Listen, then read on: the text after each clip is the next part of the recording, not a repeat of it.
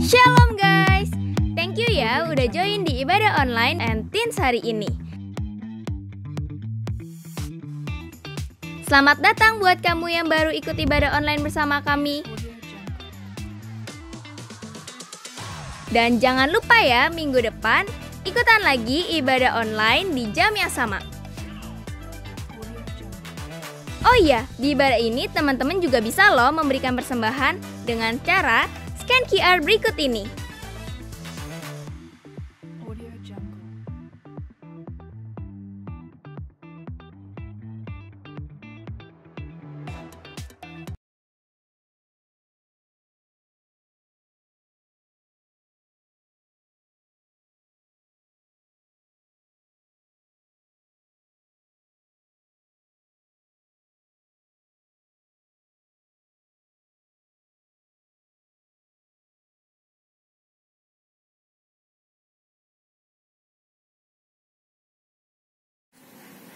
Teman-teman, mari kita bersama dalam doa. Tuhan Yesus, terima kasih Tuhan untuk hari ini. Tuhan, kami bersyukur atas kesehatan, kekuatan, atas kehidupan yang Kau berikan pada hari ini. Tuhan, kembali kami dapat berkumpul. Terima kasih Tuhan dalam ibadah teens Tuhan pada hari ini. Tuhan, meskipun ibadah ini dilakukan secara online, biarlah kami dapat melakukan ibadah ini dengan sungguh-sungguh Tuhan. Berikan kami hati yang haus akan Kau Tuhan, penuhi kami dengan kuasa Roh Kudus-Mu Tuhan. Biarlah tubuh jiwa roh kami dapat menyatu pada Engkau, dapat satu hati untuk memuji memuliakan nama-Mu ya Bapa. Terima kasih Tuhan, berkati jalani ibadah ini dari awal hingga akhir Tuhan. Biarlah ibadah ini jalan lancar dan sesuai kehendak-Mu Tuhan. Terima kasih Tuhan, kami serahkan seluruh ibadah ini, seluruh doa ini hanya dalam tangan-Mu Tuhan, hanya dalam nama Tuhan Yesus Allah kami hidup. Haleluya, amin. Shalom teens, welcome back to Battle Teens. Dimanapun teman-teman berada, yuk kita rendahin hati, satuin hati kita buat masuk lagi ke penyembahan kita hari ini.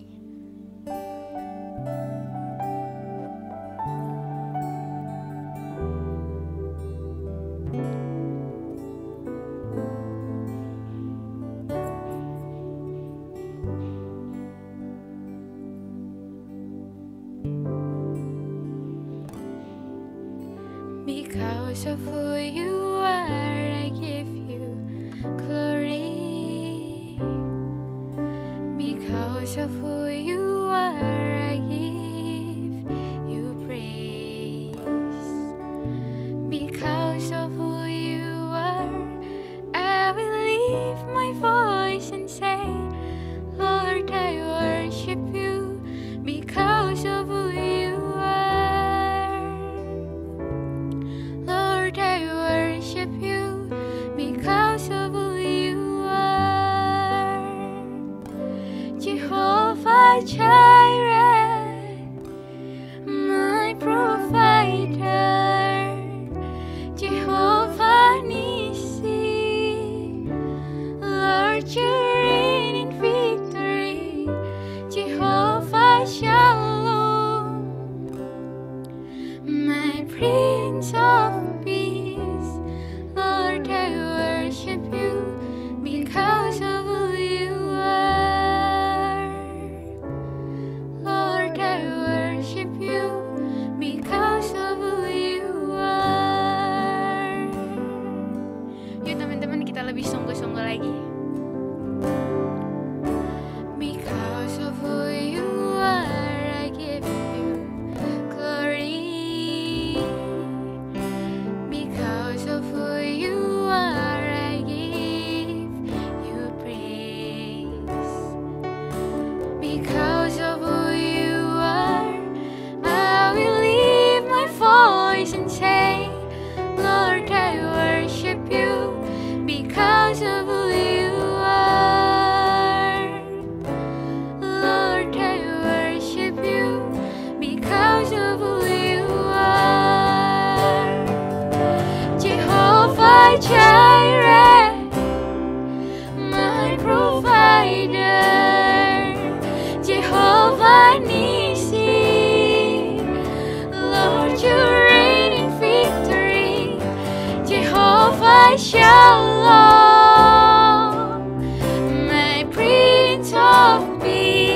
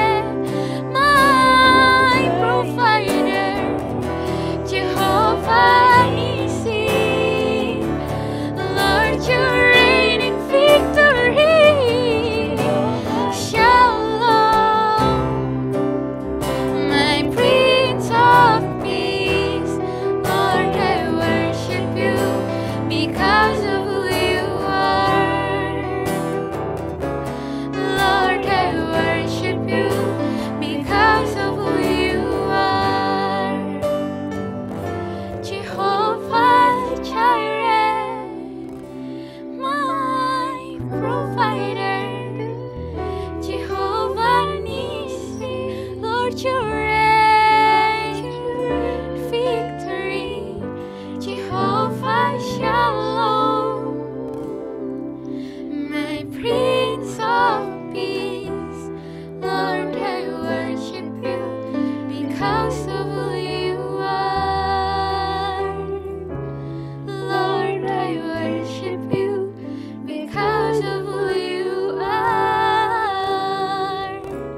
Lord, I worship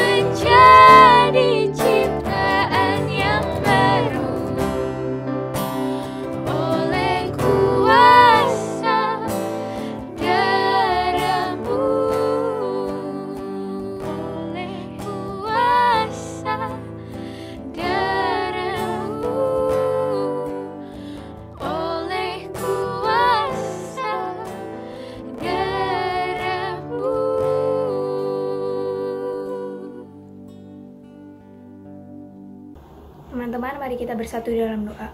Terima kasih ya Tuhan atas semua berkat yang Kau berikan, karena kami masih bisa kembali berkumpul bersama, kami masih bisa kembali beribadah bersama walaupun secara online. Supaya kami ingin mendengarkan sedikit dari firman-Mu, kiranya Kau memberkati, supaya kiranya kami bisa fokus dan kami bisa mengerti apa yang Kau firmankan pada sore hari ini. Terima kasih ya Tuhan, haleluya, amin. Hai, senang banget bisa kembali lagi di sini di Battle Teen Service untuk kita semua.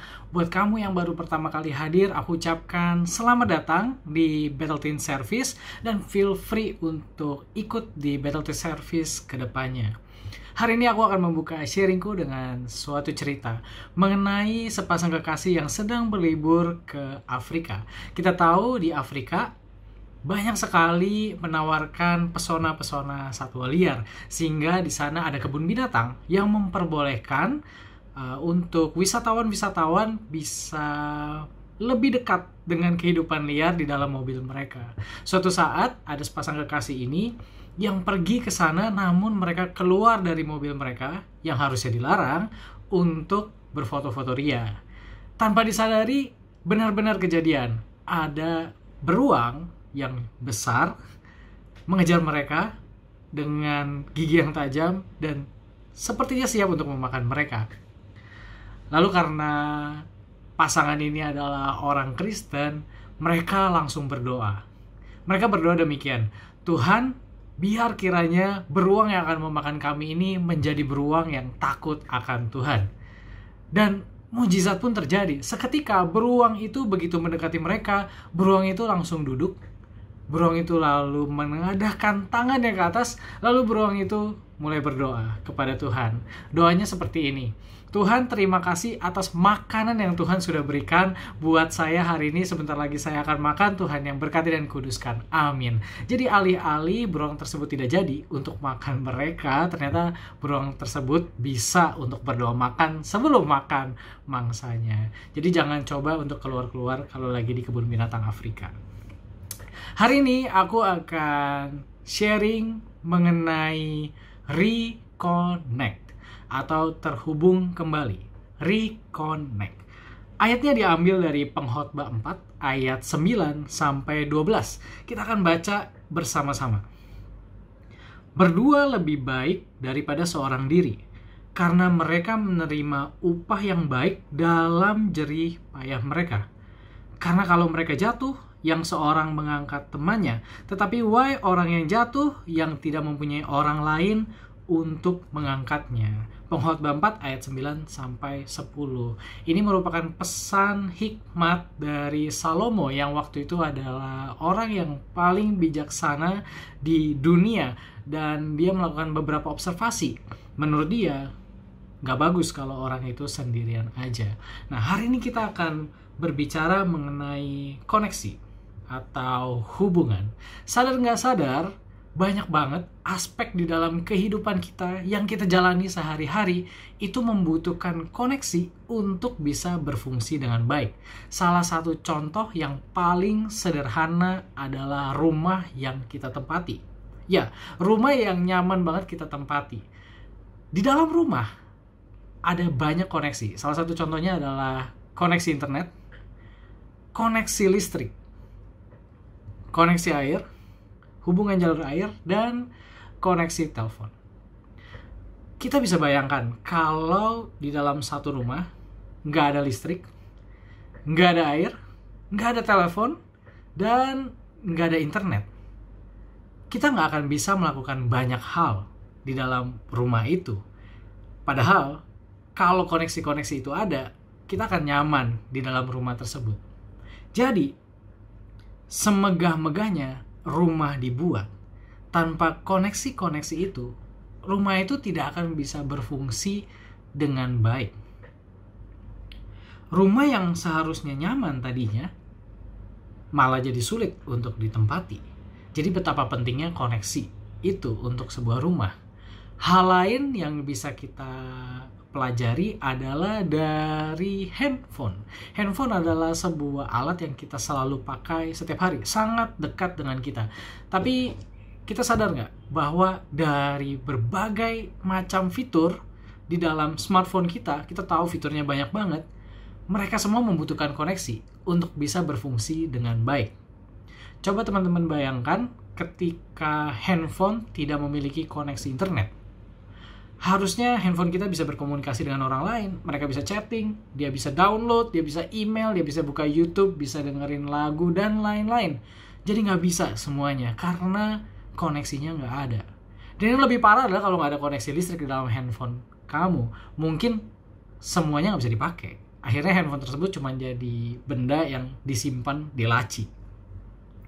Sedari mulanya, Tuhan pun menciptakan kita manusia tidak untuk seorang diri. Tuhan menciptakan kita untuk berkoneksi. Tuhan tahu kita perlu diperlengkapi. Oleh karena itu manusia diciptakan untuk bersama dengan Tuhan dan juga sesamanya. Hal ini diceritakan di Kejadian 2 ayat 18. Aku bacakan. Kejadian 2 ayat 18 berkata demikian. Tuhan Allah berfirman, "Tidak baik kalau manusia itu seorang diri saja. Aku akan menjadikan penolong baginya yang sepadan dengan dia." Jadi Tuhan aja tahu bahwa kita butuh koneksi untuk menjadi maksimal. Koneksi itu sangat penting untuk menjadikan sesuatu yang diciptakan untuk berfungsi dengan baik.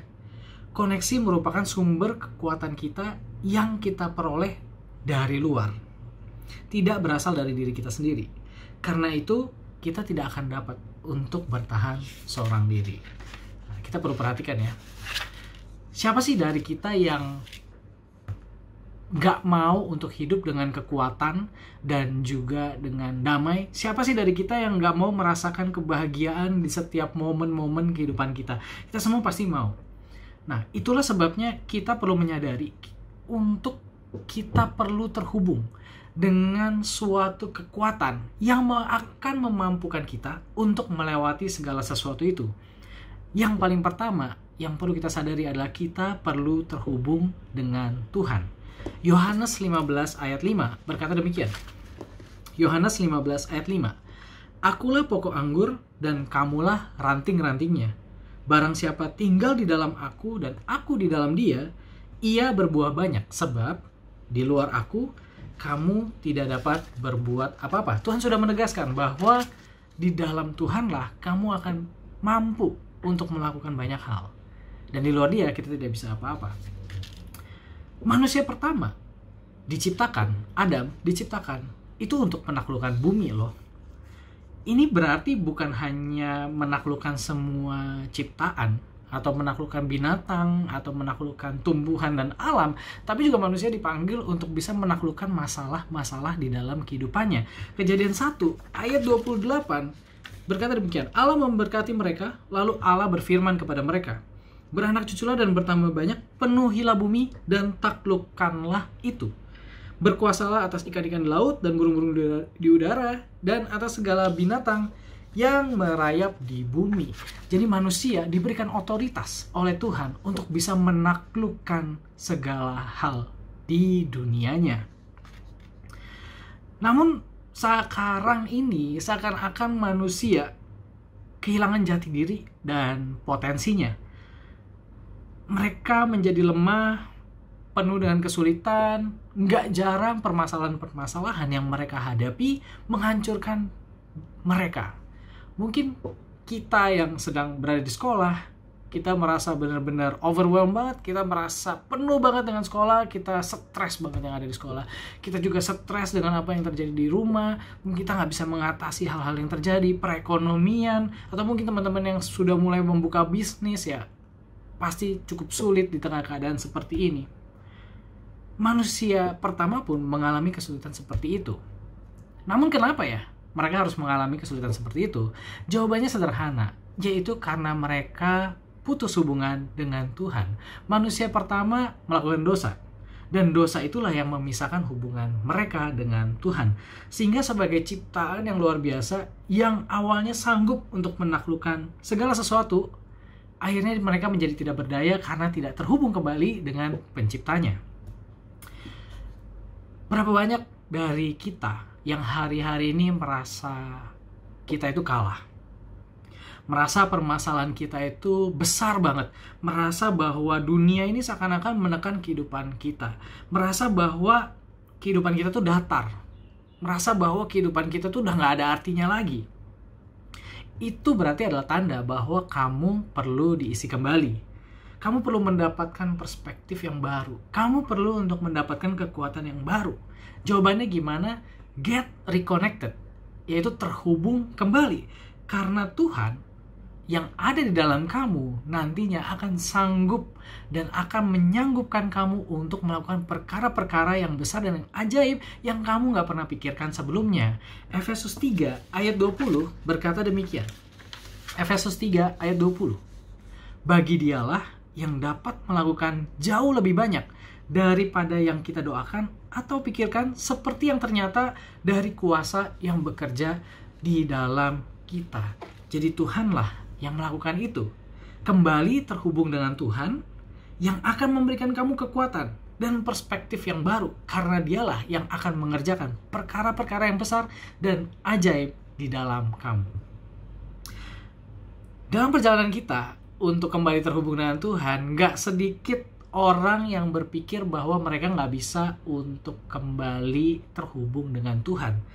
Kenapa ya? Biasanya hal ini didasari oleh satu pemikiran dan satu perasaan bahwa mereka tidak layak untuk kembali bersama Tuhan. Mungkin mereka melakukan dosa yang besar. Mungkin juga ada pemikiran bahwa Tuhan itu nggak mau untuk kembali dengan orang seperti saya. Kalau kita pikir seperti itu, berarti sebenarnya penghalang terbesar untuk orang-orang bisa kembali terhubung dengan Tuhan itu mungkin bukan karena dosanya lagi. Karena dosanya sudah ditanggung oleh Tuhan di kayu salib. Lalu apa dong? Yaitu adalah pemikiran dan perspektif yang salah tentang Tuhan. Perlu kita ketahui bahwa kalau Tuhan itu nggak suka untuk kita kembali terhubung dengan Dia, dari awalnya Tuhan gak usah turun ke dunia jadi manusia dan mati di kayu salib, dihina dan dipermalukan. Ingat, waktu Tuhan mati untuk kita, Tuhan mati waktu kita masih menjadi orang yang berdosa loh, bukan orang yang baik. Roma 5 ayat 8 berkata demikian. Akan tetapi Allah menunjukkan kasih-Nya kepada kita oleh karena Kristus telah mati untuk kita ketika kita masih berdosa. Jadi Allah itu benar-benar mencari kita dan Allah rindu untuk terhubung dengan kita. Lukas 15 ayat 4 menggambarkan Tuhan sebagai gembala yang baik yang meninggalkan 99 dombanya untuk mencari satu yang terhilang. Benar banget, satu yang terhilang. Dia akan selalu mencari kamu kemanapun kamu pergi. Seburuk apapun jalan kehidupan yang kita jalani, sehancur apapun dunia kita, sehancur apapun kehidupan kita, Dia selalu pergi untuk mencari yang hilang.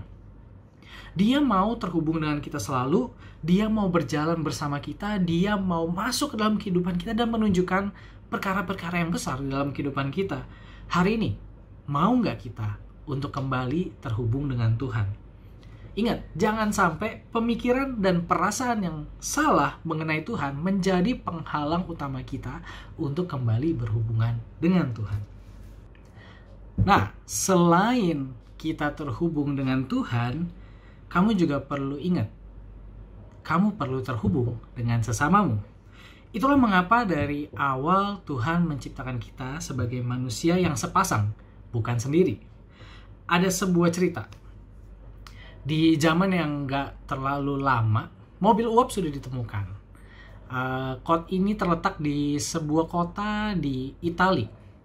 Kota ini cukup besar, tapi mereka terdiri dari daratan-daratan kecil yang dikelilingi oleh air.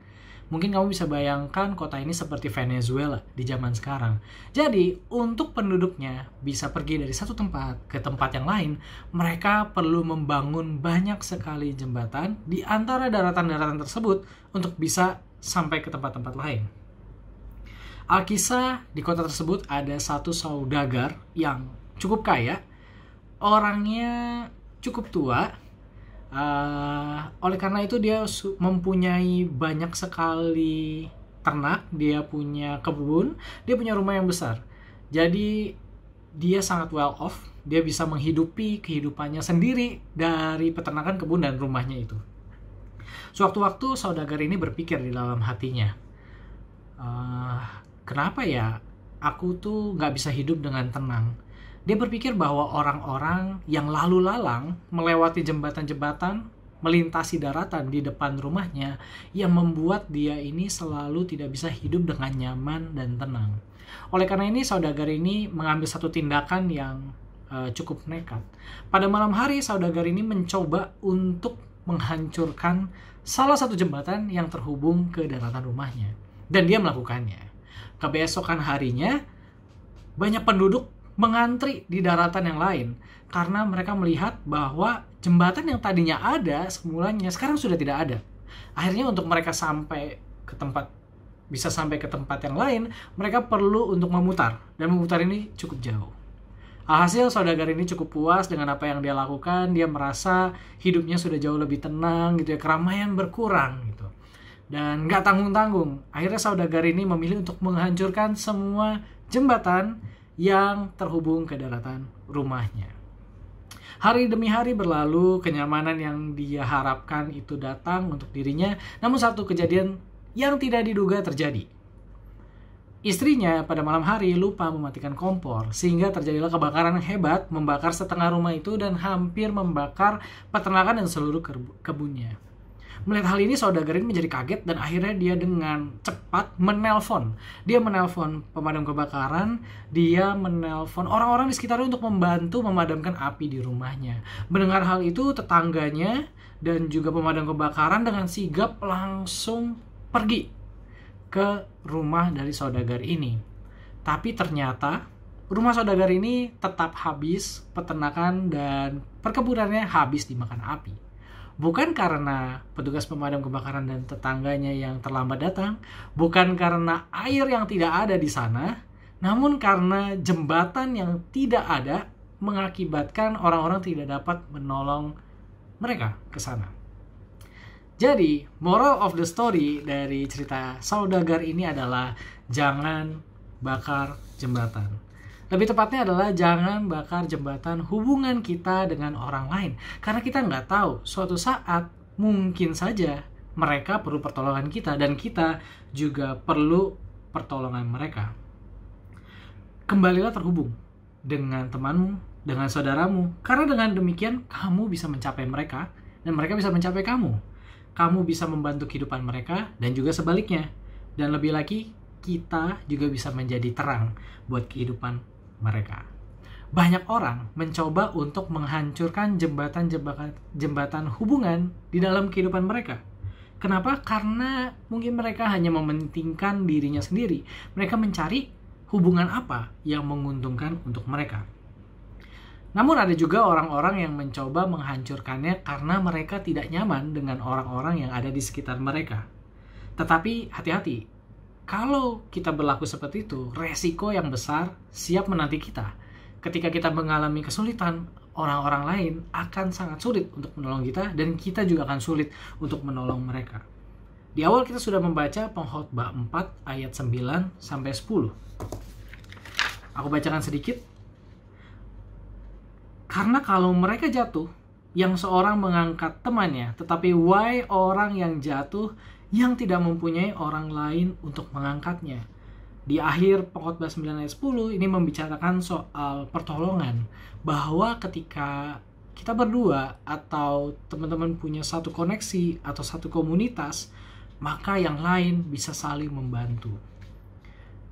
Di ayat 9 dikatakan berdua lebih baik daripada seorang diri karena mereka menerima upah yang baik dalam jerih payah mereka. Pengkhotbah juga berkata bahwa di dalam kerjasama, teman-teman akan menghasilkan sesuatu yang lebih baik dibandingkan ketika teman-teman bekerja sendirian. Melihat fenomena ini, kamu yang sudah terhubung dengan Tuhan dan sudah mendapatkan perspektif dan kekuatan yang luar biasa dari Tuhan, kamu perlu membangun jembatan kehidupan dengan mereka. Kenapa? Mungkin karena sebenarnya orang-orang ini adalah orang-orang yang membutuhkan kamu. Orang-orang ini adalah orang-orang yang membutuhkan kasih Tuhan. Orang-orang ini membutuhkan sahabat. Namun siapa orang yang tepat untuk mereka? Siapakah sahabat itu? Sahabat itu adalah kamu sendiri, karena kamu adalah orang yang sudah kembali terhubung dengan Tuhan, sehingga kamu bisa memancarkan, kamu bisa membagikan kekuatan dan berkat yang kamu sudah terima di dalam kehidupan mereka. Kita pun terpanggil untuk hal ini. 1 Yohanes 4 ayat 20 mengatakan demikian.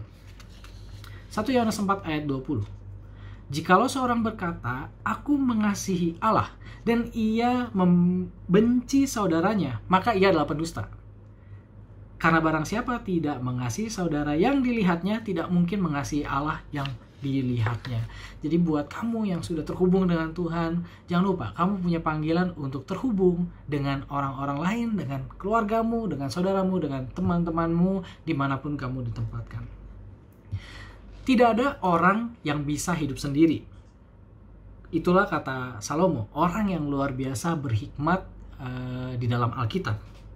Jangan kita memutuskan hubungan persaudaraan kita dengan orang lain, persahabatan kita dengan orang lain. Kita tidak pernah tahu kapan kita akan dipakai Tuhan untuk membantu mereka. Mungkin orang di sekitar kita tidak membawa kenyamanan untuk kehidupan kita. Biarlah ketidaknyamanan itu mendewasakan diri kita, tapi jangan bakar jembatannya. Mungkin tidak semua orang di dalam kehidupan kita, di sekitar kehidupan kita membawa pengaruh yang baik. Jangan bakar jembatannya, tapi pakailah hubungan itu untuk menjadi pelajaran buat kita dan menjadi sasaran doa kita. Jadi ingat, karena kita dipanggil untuk setiap mereka dan mereka butuh kasih Tuhan. Pertanyaannya, mengapa Tuhan mau kita menjadi perantara kasih Tuhan untuk mereka? Jawabannya adalah karena Tuhan ingin memperlihatkan kepada semua orang suatu hubungan. Tuhan ingin memperlihatkan kepada semua orang suatu koneksi. Hal terbaik mengenai Tuhan kita, Yesus Kristus, adalah Dia adalah Tuhan yang menghargai suatu hubungan. Kasih Tuhan akan dapat menyentuh kehidupan mereka kalau mereka melihat hubungan kamu dengan hubungan Tuhan yang terpancar melalui hubungan kamu dengan mereka. Inilah sebabnya kenapa Tuhan mau kita menjadi perantara kasih Tuhan untuk mereka. So, hari ini ambillah keputusan untuk get reconnected atau terhubung dengan kembali. Ambillah keputusan untuk kamu terhubung kembali dengan Tuhan. Ambillah keputusan untuk kamu kembali terhubung dengan orang-orang di sekitar kamu. Panggilan yang besar dan hidup yang dipakai luar biasa akan menanti kamu. Sekian firman Tuhan untuk kita. Kita akan mengakhiri firman Tuhan hari ini di dalam doa. Tuhan Yesus, terima kasih untuk hari ini, untuk firman yang Tuhan sudah berikan untuk kami. Kami tahu Tuhan, kami dipanggil untuk kembali kepadamu Tuhan. Kami dipanggil untuk menjadi pribadi yang luar biasa Tuhan. Namun Tuhan, biar ada satu kerinduan Tuhan untuk kami bisa kembali kepada kasih yang semula Tuhan, dan kembali connected Tuhan dengan-Mu Tuhan. Dan ajar kami Tuhan untuk mengasihi sesama kami. Ajar kami Tuhan untuk membagikan kasih Tuhan di dalam hidup kami untuk sekitar kami Tuhan. Kami percaya Tuhan akan mampukan kami. Kami percaya Tuhan akan memakai kami dengan luar biasa dimanapun kami ditempatkan. Hari ini Tuhan, kami mau ambil keputusan untuk kembali terhubung dengan-Mu dan kembali terhubung dengan sesama kami. Di dalam nama Tuhan Yesus, kami sudah berdoa dan mengucap syukur untuk firman hari ini. Yang percaya kita sama-sama katakan, amin. Halo guys, thank you buat Kanato yang sudah menyampaikan sharing firman Tuhan pada kesempatan ini. Teman-teman, kita satukan hati kita berdoa untuk mengakhiri ibadah kita pada sore hari ini. Mari kita berdoa teman-teman. Kami mengucap syukur ya Tuhan sekali lagi buat segala berkat kemurahan-Mu yang Tuhan sudah limpahkan buat setiap kami. Kalau hari ini kami boleh ada sebagaimana kami ada, kami sudah memuji Tuhan dan mendengarkan kebenaran firman-Mu. Kami percaya Tuhan hadir dan siap melawat setiap kami. Pada saat kesempatan ini Tuhan, hamba-Mu berdoa buat setiap anak-anak teens yang beberapa waktu ke depan akan mengikuti ujian, tes, dan lain sebagainya. Aku berdoa biarlah kiranya Tuhan memberikan hikmat, kepintaran, kecerdasan buat setiap mereka, sehingga apapun yang dikerjakan, ujian apapun yang ditempuh, semuanya boleh mendapatkan hasil yang maksimal dan nama Tuhan dipermuliakan. Setiap teman-teman kami yang sudah banyak disibukkan dengan berbagai tugas di sekolah mereka, Tuhan memberkati, Tuhan berikan kekuatan supaya mereka juga boleh tetap sukacita, tetap semangat dan antusias untuk mengerjakan segala sesuatunya. Sebentar ya Tuhan, kami akan mengakhiri ibadah kami. Kami serahkan semuanya hanya ke dalam tangan-Mu. Mari teman-teman, angkat kedua tangan-Mu, terimalah berkat daripada Tuhan. Terimalah berkat daripada Allah Bapa, cinta kasih daripada Tuhan Yesus, dan dengan kuat kuasa Roh Kudus menyertai kita semua mulai sekarang sampai selama-lamanya. Tuhan Yesus memberkati kita semua. Amin. Jadikan aku indah yang kau pandang mulia, seturut karyamu di dalam hidupku. Ajarku berharap hanya kepadamu, taat dan setia, taat dan setia, taat dan setia kepadamu Tuhan. Teman-teman, ibadah telah selesai. Jangan lupa minggu depan ikut lagi ya. God bless you.